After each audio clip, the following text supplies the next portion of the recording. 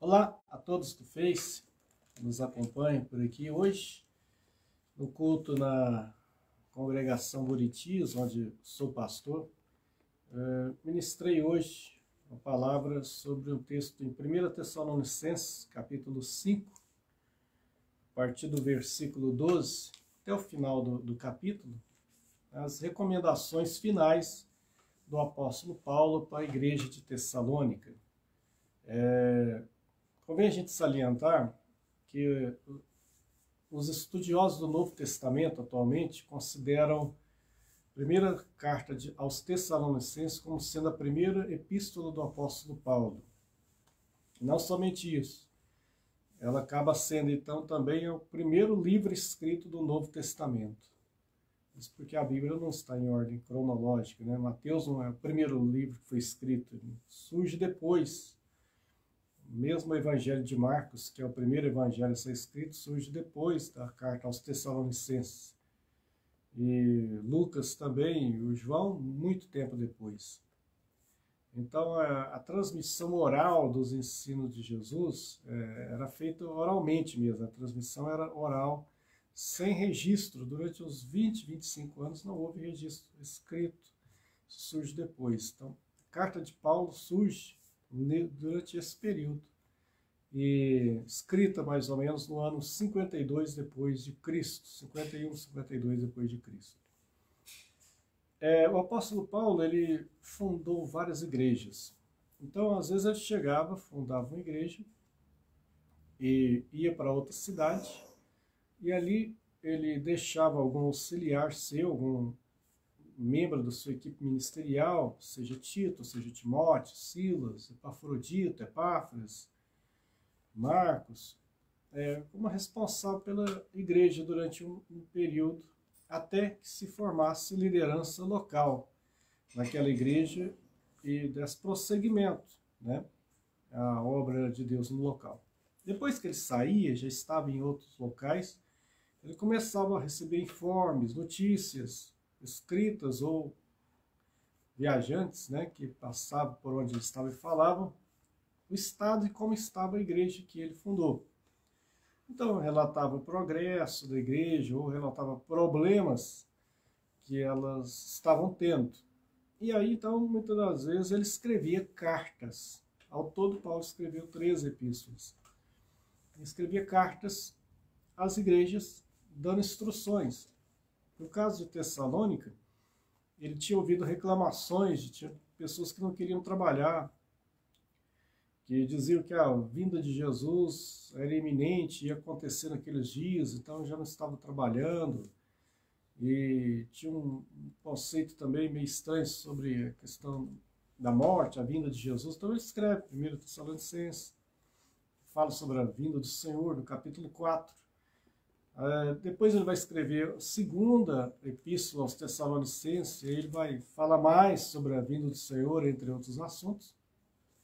Agora, no capítulo 5, depois de já ter dado algumas instruções à igreja, ele está indo para as recomendações finais. E aí ele começa a dizer, no capítulo 5, versículo 12 e 13, para que os irmãos tivessem apreço por quem trabalhava com eles, com quem os presidia, quem os admoestava, que tivesse essas pessoas em máxima consideração, em amor.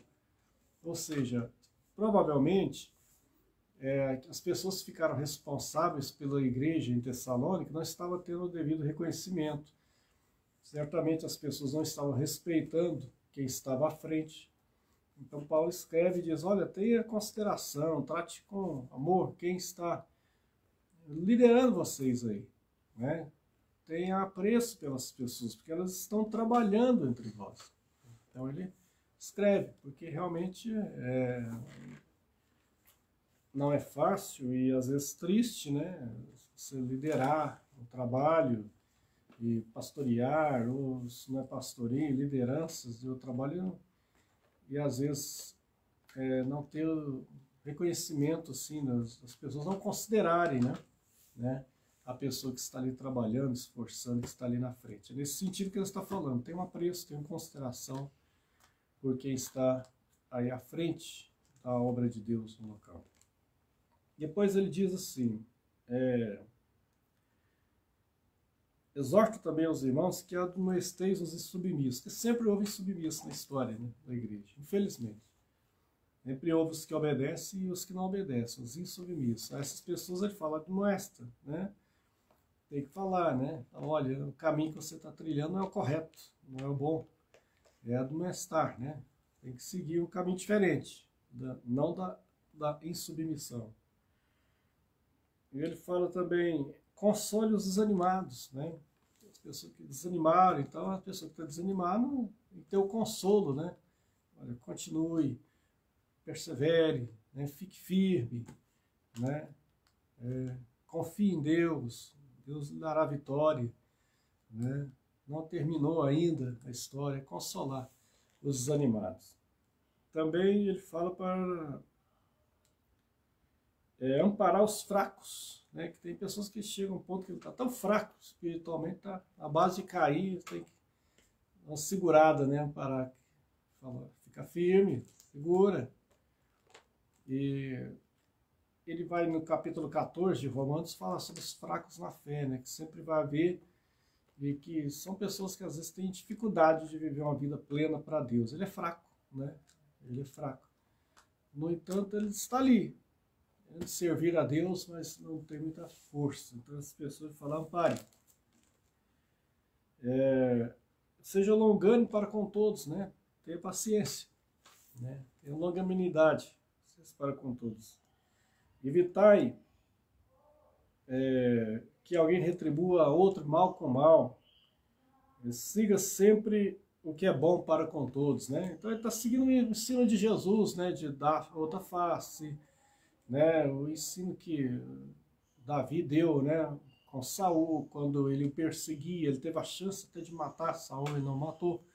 Ele entregou ele nas mãos de Deus. Jesus depois vai falar sobre o dar outra face, se quiser levar uma capa, uma túnica, leve também a capa, e assim por diante. Não retribua mal com mal, mas com o bem, né? As pessoas, isso ensina a essência do Evangelho. Segui sempre o bem entre vós e para com todos vós. Regozijai-vos sempre. Muitas vezes é difícil, né? Estar regozijando em toda situação. Mas ele fala que quem tem Cristo no coração, tem a paz de Deus no coração, que tem motivos para estar regozijando, né? Regozijando sempre com o Senhor, nosso Deus, né? Se você tem o sentimento que foi salvo em Cristo, né? Que do dom da vida que você recebeu, você tem motivos de sobra para regozijar sempre com o Senhor. Regozijai-vos sempre, mesmo que tenha problemas na vida, mas regozije diante do Senhor. Orai sem cessar. Não está dizendo que a pessoa tem que não dormir, não trabalhar e orar todos os dias. Esteja sempre no espírito de oração, né? Mesmo que esteja fazendo suas atividades, você está sempre ligado, né, com as coisas de Deus, em Deus, orando ou de forma vocal, né, com a sua boca, ou às vezes só com pensamento, mas você está sempre pensando, né, e ligado com Deus, né, orar sem cessar. Muitas pessoas têm um devocional com Deus que às vezes nem todo mundo vê, nem todo mundo vê ele orando, mas às vezes ele no seu recôndito, né, seja no seu lar, na sua cama, onde ele está, no trabalho, ele está ligado e falando com Deus. Às vezes não com a boca, mas em mente, né, está falando com Deus em todo tempo. Em tudo dai graças, porque essa é a vontade de Deus em Cristo Jesus. Agradeça ao Senhor por tudo que Ele te deu, né? Não murmure, né? A murmuração não é de Deus. As reclamações, dê graças ao Senhor, agradeça a Ele, né? Não apagueis o Espírito, né? Não apague o dom que é em você, não despreze o dom que é em você, né? Paulo falou para Timóteo, Timóteo, desperta o dom que é em ti, né? Não desprezes o dom que é em ti. Não queira apagar essa voz que está aí no seu interior do Espírito, falando na sua consciência.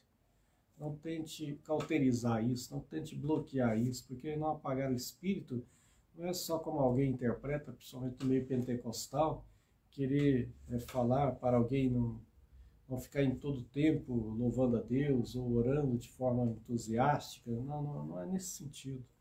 Não apagar o Espírito envolve muito mais do que isso. Tem muita gente aí que você nem imagina que ele vem apagando o Espírito na sua alma, vem apagando a consciência, o toque do Espírito na sua consciência, vem cauterizando isso. Isso é perigoso.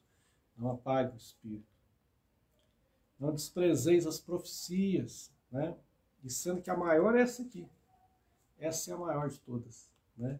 Mas também há profecias que Deus utiliza pessoas para falar conosco. E aí você ouve, e você no versículo seguinte ele já vai dizer: julgai todas as coisas, retende o que é bom. E aí você retém aquilo que é bom, aquilo que você acha que foi algum exagero, ou não se cumpriu, você desconsidera, né? Mas você ouve tudo e retém aquilo que é bom, não despreze nada, né? Muitas das vezes, onde você menos espera, de quem você menos espera, às vezes é uma palavra, né, que até foi enviada por Deus para você.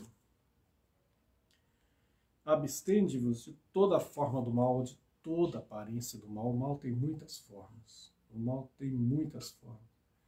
As pessoas querem caracterizar, né, o adversário, o diabo, como um ser, né, com chifres e tridente, mas uma das formas que ele mais prefere vir é como anjo de luz. Então tome cuidado, que às vezes a aparência do mal está no formato bonito, está no linguajar bonito, está de um jeito que você pensa é de Deus, e às vezes não é de Deus, é um mal que está ali disfarçado, às vezes usando o nome de Deus, usando o nome de Jesus, mas é um mal que está ali. Então muito cuidado, precisa de toda forma, de toda aparência do mal, tudo aquilo que não é de Deus, não condiz com a sua palavra,